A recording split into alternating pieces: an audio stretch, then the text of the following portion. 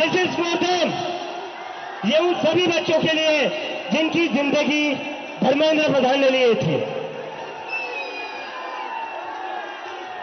प्रदीप मेघवाल, ऋतिक मिश्रा, सिद्धार्थ हेगड़े, भाग्यश्री, अंशिका पांडे, उमेश माली, रेणु मीना, रिया कुमारी थापा।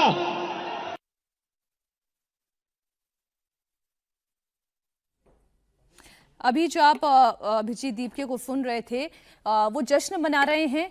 वो ये बार बार बताना चाह रहे हैं कि ये हमारी ताकत है कि हम सरकार को झुका पाने में कामयाब रहे। सौरभ दास को इंटरनेट अगर ये कंटिन्यू रहेगा और युवाओं को डिटेन करते रहेंगे लीगल तरीके से, हम लोग एक पीसफुल मार्च निकालेंगे दिल्ली पुलिस हेडक्वार्टर के तरफ एंड वहाँ पे जाके पीसफुल धरना हम लोग देंगे। तो दिल्ली पुलिस से फिर से रिक्वेस्ट है कि ऐसा खाना पानी वंचित ना करे लोगों को, जो यहाँ पे आना चाह रहे हैं ना करें। सर इंटरनेट भी बंद किया जाएगा। देखिए इंटरनेट बंद कर दिया, मेट्रो स्टेशन बंद कर दिया, उसमें न्यूज़पेपर चिपका दिया। ये सब करने बहुत बचकानी बातें हैं। प्रशासन को इस किस्म से काम नहीं करना चाहिए। लोग तब भी हजारों की संख्या में यहाँ पे जुड़ रहे हैं, तो ये सब करने से कोई फायदा नहीं है। लोगों को खाना पानी एंड उनका मूवमेंट आप रोक नहीं सकते हो, असंवैधानिक है, इलीगल है। दिल्ली पुलिस इलीगल काम करना बंद कर दे, ये हमारा इमीडिएट डिमांड है। कितने बजे जाएंगे आप मीटिंग के लिए? जब बुलाएंगे अभी वो एग्जैक्ट टाइम बताएंगे फिर आएंगे। उसके पहले भी हो सकता है।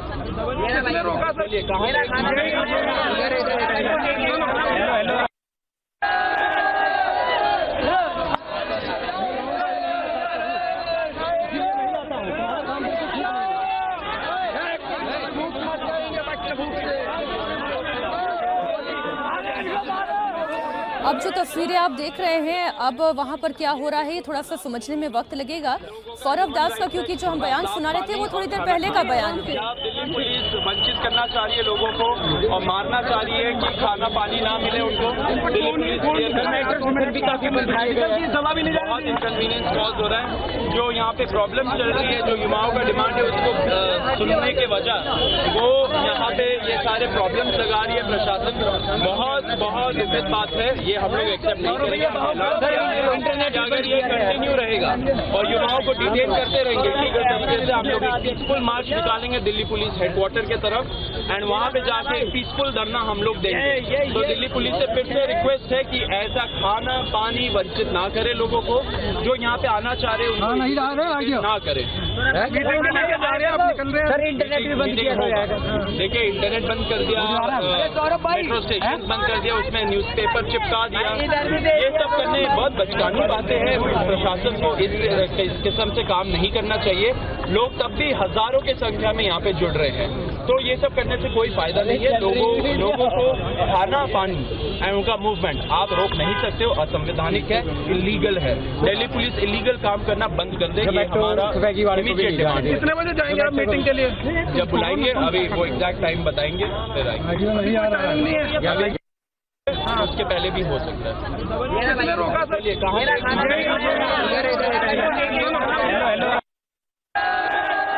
बयान अभी हम चला रहे हैं, इन बयानों का अब इसमें कोई मतलब नहीं रह गया, क्योंकि ये जो बयान है वो सौरभ दास ने तब दिया था जब तक ये धर्मेंद्र प्रधान के इस्तीफे की खबर नहीं आई थी। और ये तब की बात है जब यहाँ पर खाने पानी को लेकर, मीटिंग के टाइम को लेकर, मीटिंग के स्थान को लेकर बातें क्लियर नहीं थी। अब तो बात ही सारी खत्म हो चुकी है। धर्मेंद्र प्रधान पर फैसला हो चुका है, छात्रों की मांग मान ली गई है। धर्मेंद्र प्रधान ने खुद अपना त्याग पत्र दे दिया, प्रधानमंत्री को यह त्याग पत्र पहुंचा दिया गया है। तो राउंड 3 की बैठक से पहले दरअसल ये इस्तीफा हो चुका है, इसलिए अब इन तमाम बातों का कोई अर्थ रह नहीं गया है।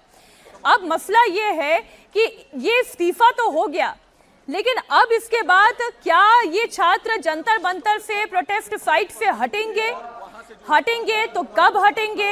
ये धरना प्रदर्शन कब खत्म होगा?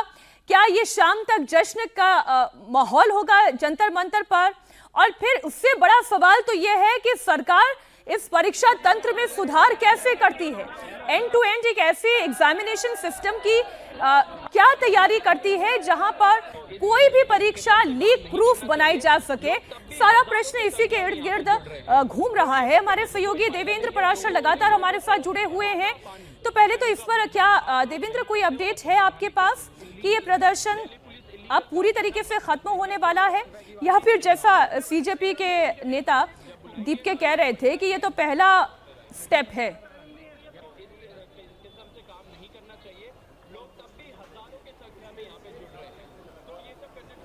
देखिए, उसके लिए तो निश्चित तौर पर उन्हीं का इंतज़ार रहेगा कि वो क्या कहते हैं, वो क्या करने वाले हैं। वो पहला स्टेप तो निश्चित तौर पे उनके लिए है, और ये जैसा कि बार बार मैं इस बात को कह रहा हूँ कि उन लोगों ने दबाव बनाया और उस दबाव के चलते इस्तीफ़ा हुआ, तो ये चीज़ उनके लिए एक विंडो दिखेगा कि ऐसे प्रोटेस्ट के सहारे, ख़ासतौर पर तब जब उस प्रोटेस्ट के जगह को अगर आप देखें तो अब सरकार के सामने भी तो ये सवाल रहेगा ना कि जैसे जैसे लोग वहाँ पर गए और वहाँ जाकर मान लीजिए धारा 370 हटाने को लेकर या कश्मीर की स्थिति को लेकर भी बयानबाजियाँ हुई, तो क्या उसके बारे में भी आपका रीथिंक होगा अगर इस प्रकार से प्रोटेस्ट होने लगे तो ये सारे सवाल आगे आने वाले दिनों में देखेंगे। और जैसा कि पहले मैंने आपको बताया था कि दो चीज़ें अब होंगी।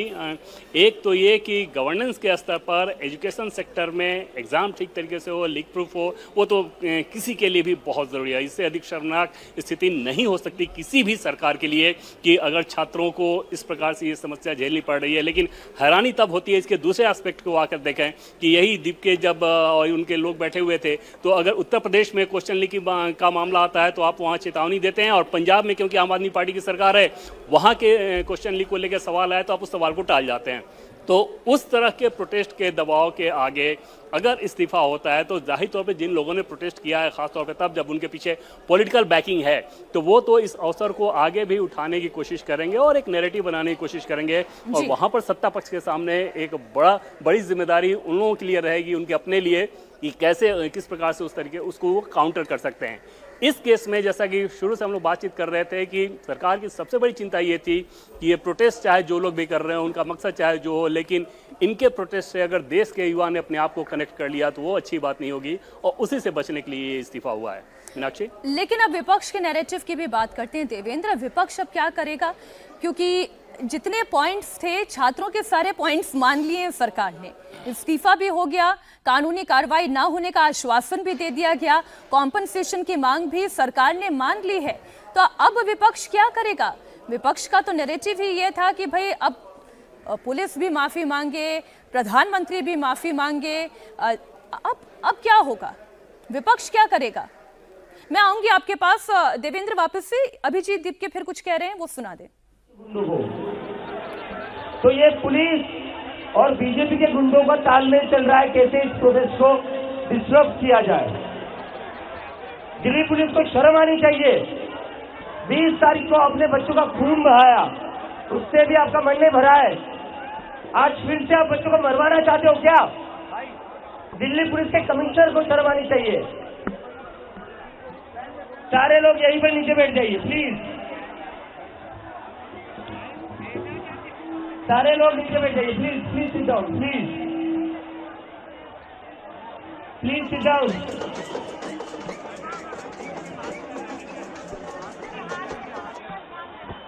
प्लीज मेरी रिक्वेस्ट है आप सभी से,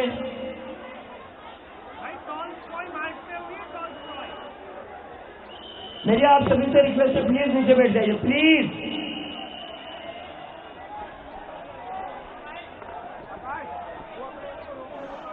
देखो पैनिक नहीं करना है, ऐसे ही आराम से बैठे रहिए। आएंगे ये 500 रुपए के चड्डी वाले गुंडे आएंगे, ये इन चड्डी वालों से डरना नहीं है। यहाँ पर हम ऐसे ही शांति से बैठे रहेंगे। हम हमारी तरफ से कोई भी गलत कदम नहीं उठाएंगे। हम हमारी तरफ से कहीं पर भी लॉ एंड ऑर्डर में प्रॉब्लम हो ऐसी कोई चीज नहीं करेंगे। We have to be really calm and very peaceful, that is our biggest strength. हमारी सबसे बड़ी शक्ति हमारा पीसफुल होना है। हम यहीं पर ऐसे शांति से बैठे रहेंगे, देखते क्या करते हैं। अभी तक नरेंद्र मोदी और अमित शाह बस पुलिस वाले गुंडों से काम चलाते थे, लेकिन अभी आरएसएस के गुंडे भी भेज दिए इन्होंने। तो पुलिस वाले गुंडे भी आ जाए, आरएसएस वाले गुंडे भी आ जाए, ये प्रोटेस्ट खत्म नहीं होगा। बैठ जाइए शांति से।